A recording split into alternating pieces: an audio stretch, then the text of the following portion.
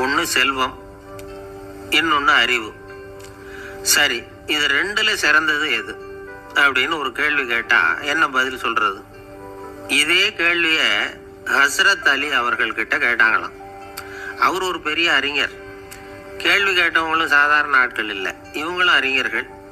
ஒரு நாள் ஹஸ்ரத் அலி அவர்கள்கிட்ட 10 அறிஞர்கள் வந்தாங்களாம். ஐயா, நாங்கள் 10 பேரும் உங்ககிட்ட ஒரே கேள்வியை தான் கேட்க வந்திருக்கிறோம். ஆனால் எங்கள் 10 பேருக்கும் நீங்கள் தனித்தனியாக பதில் சொல்ல முடியுமா அப்படின்னு கேட்டிருக்காங்க. அதாவது அவங்க ஒரே கேள்விக்கு இவர்கிட்ட இருந்து 10 விதமான பதில் எதிர்பார்க்குறாங்க. சரி, கேளுங்க, என்ன கேள்வி அப்படின்னாரு அவர். அப்போதான் அவங்க கேட்டாங்களாம், செல்வம், அறிவு, இது ரெண்டுல சிறந்தது எது? இதுதான் கேள்வி. ஹஸ்ரத் அலி என்ன பண்ணார் தெரியுமா? அவங்கள ஒவ்வொருத்தராக கூப்பிட்டார். ஒவ்வொரு விதமான பதிலை சொல்லி அனுப்புனார். முதல்ல ஒருத்தரை கூப்பிட்டார், சொன்னார்,